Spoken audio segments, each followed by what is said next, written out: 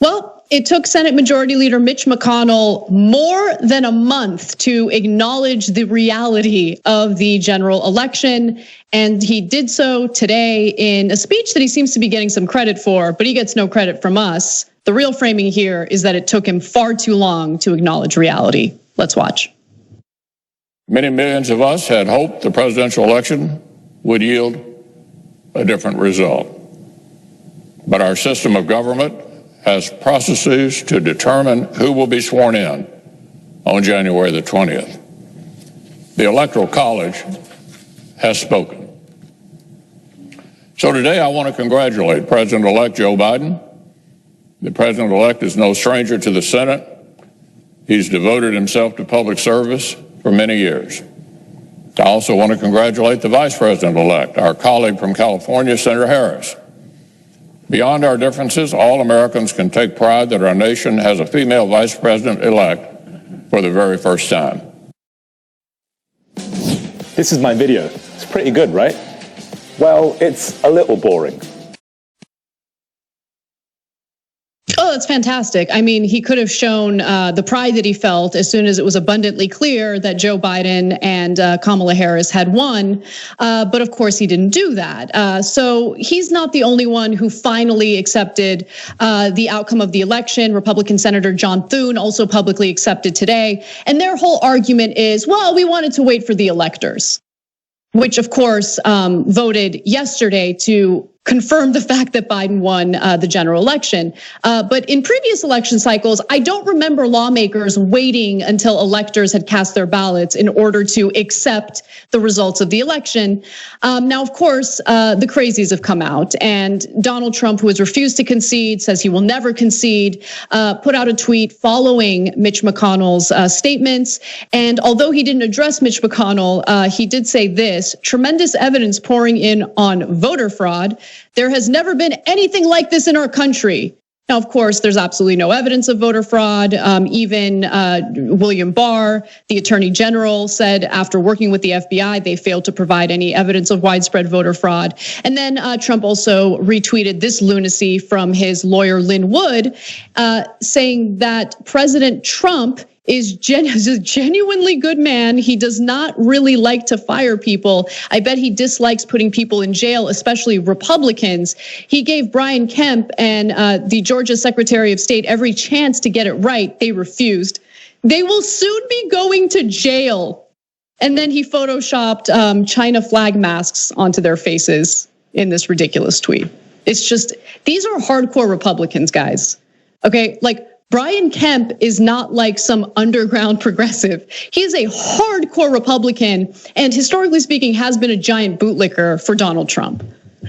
And arguably stole the election in a more effective way than Trump did from Stacey Abrams in the governor's race. He fixed it when he was Secretary of State. He did voter purges, so he took out Stacey Abrams' voters before they even went to the election.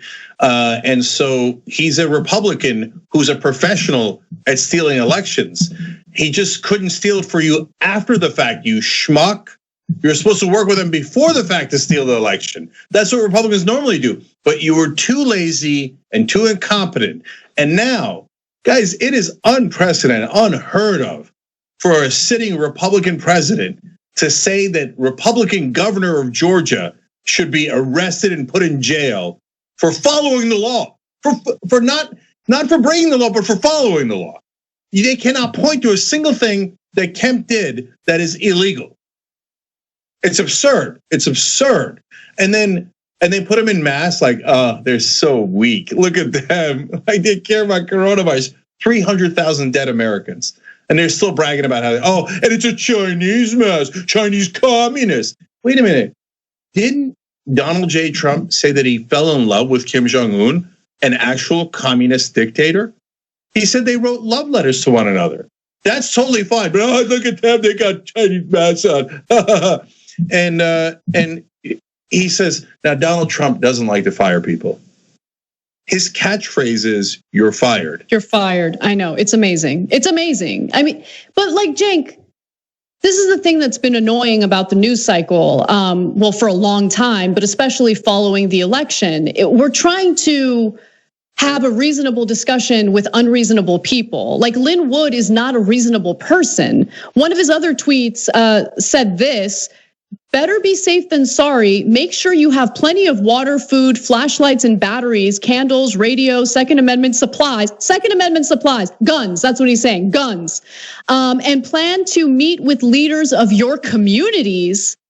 So make sure you stock up on guns, meet with leaders of your communities. Remember, we only have one president at a time. Our leader is Donald Trump, not Biden. I mean, this guy, look, and I'm not joking. I'm not saying this in a way to just simply like insult someone like Lynn Wood, although I'm sure it'll come across as insulting. No, people like Lynn Wood need to be institutionalized.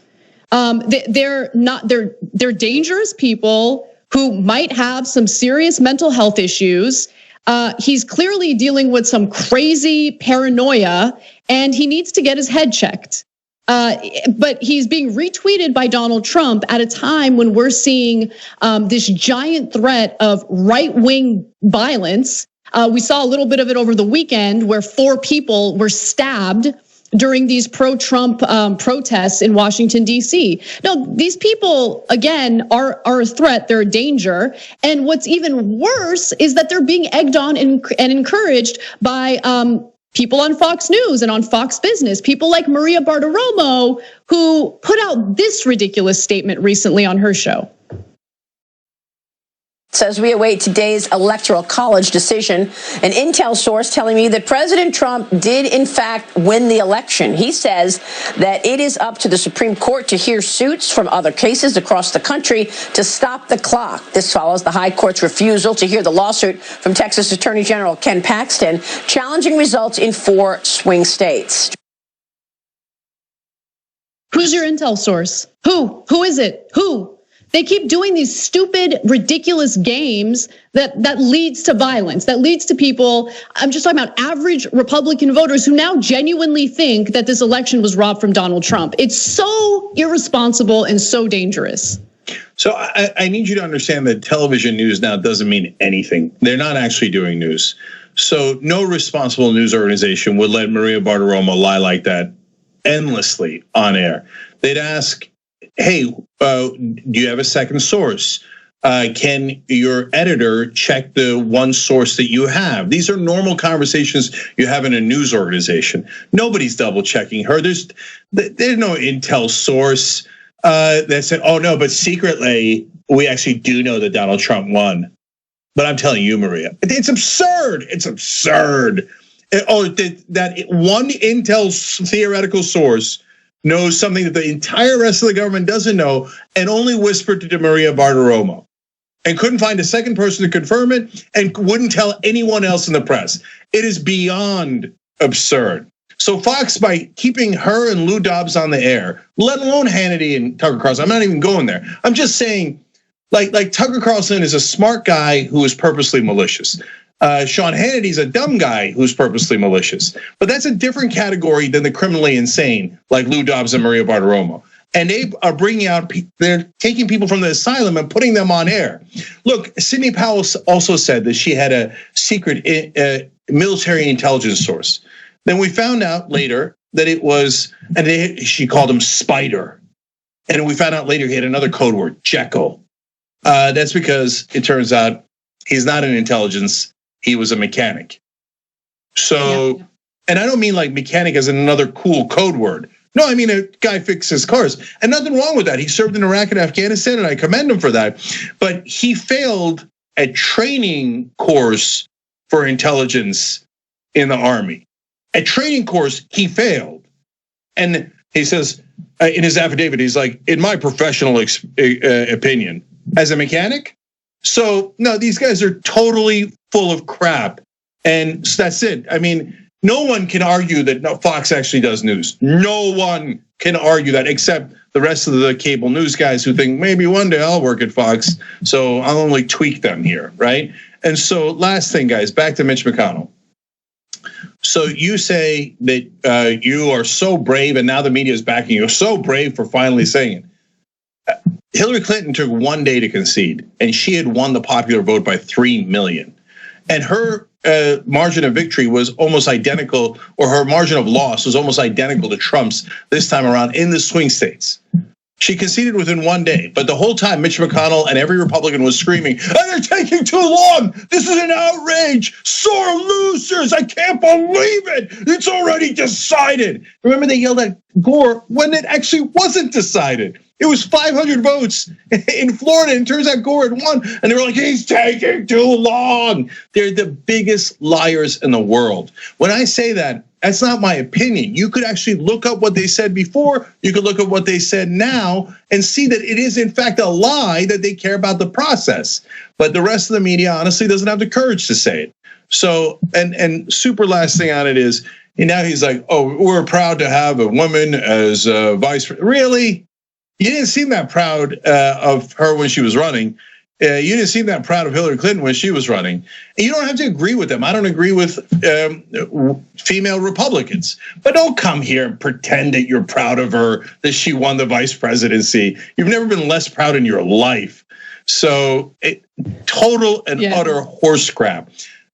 And this is how low the bar is, that after the election is completely 100% over, I was slightly relieved to see that the Republican leader was just dishonest and not insane. Thanks for watching The Young Turks. I really appreciate it. Another way to show support is through YouTube memberships. You'll get to interact with us more. There's live chat emojis, badges. You've got emojis of me, Anna, John, JR. So those are super fun. But you also get playback of our exclusive member-only shows and specials right after they air. So all of that, all you gotta do is click that join button right underneath the video. Thank you. Randy Kay on all of the investigations that'll greet the president and his family when he leaves office. Does anybody know more about litigation than Trump? I'm like a PhD in litigation, okay?